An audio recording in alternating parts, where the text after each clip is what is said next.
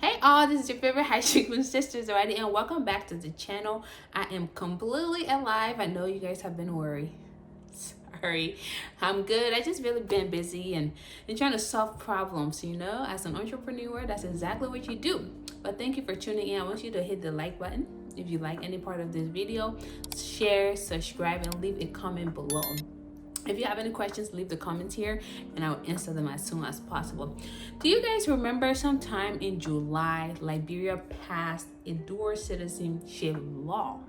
And according to my last video, I pretty much give you guys the importance of this law for Liberians within the diaspora, even those that are on ground.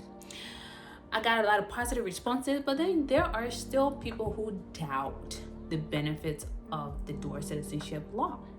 So I've decided to do an update because I've received questions and in some debate, right? So I wanted to go over a few things, and some of the questions that have been frequently asked, I will answer them to the best of my ability based on what I know, as also a citizen who has dual citizenship of Liberia.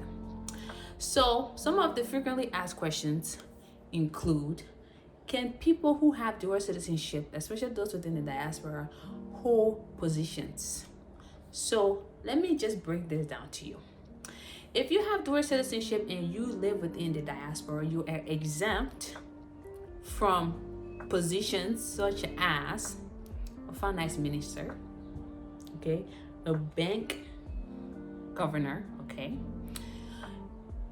a security personnel, okay, and law enforcement. These are some of the positions. In addition to that, you cannot become a president. The only way you decide to become a president, or you can become a president of Liberia with dual citizenship, is if you just clear yourself of the dual citizenship. Meaning, if you have citizenship within the United States, you just have to give that up and you can run your campaign to become president. That's what simply stated in the law, okay? The next question is, what is neutralization?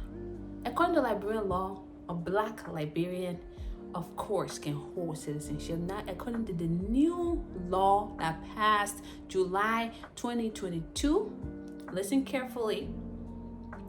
If you are married to a Liberian and you are Black, you can have citizenship, okay? If you became a Liberian through adoption, you can also become a dual citizen.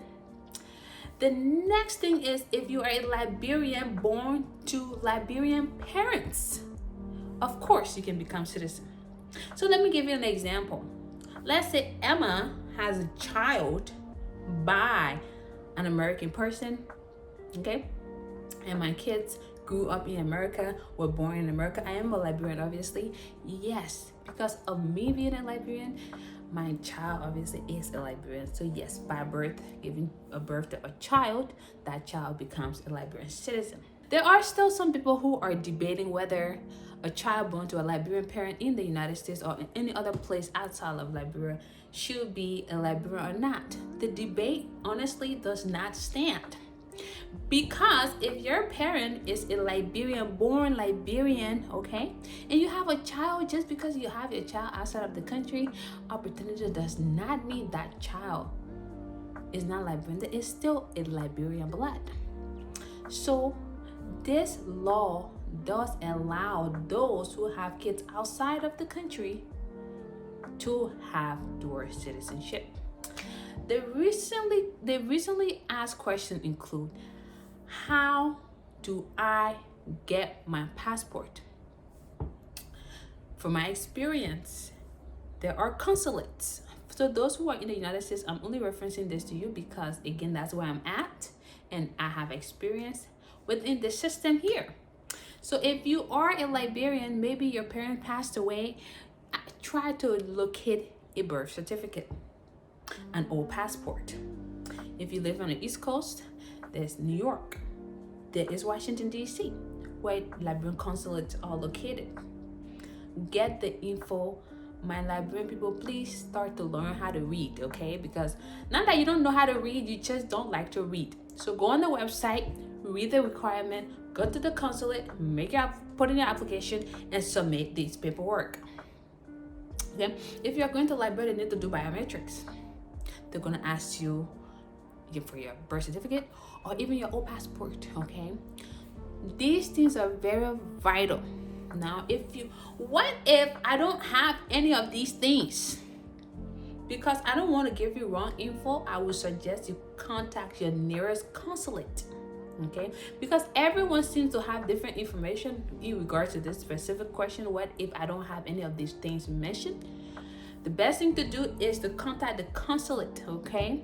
If you can reach to the New York consulate, please do so. If you can go to the Washington, D.C. consulate, please do so. All right, I have said a lot in this video, but the central point here is that whether you were born in Liberia, outside of Liberia, we all left the country due to the war or some type of circumstance, or perhaps something to seek better life. That also does not stop us from coming back into the country to help foster development. If a Liberian who lived in Liberia before or migrated from Liberia to another country have decided they want to go and develop their country, it should be very welcoming, okay, guys? My brother and sister, I plead with those who are in Liberia. We are all just not trying to take jobs. So I want us to work together as a unit, instead of thinking that we are going out. Some people may be, but majority of people are just really looking to see how they can put their foot on the ground and be effective. So any other questions regarding this dual citizenship update, please leave it below and subscribe to this channel so you can get more content that I will share. Thank you.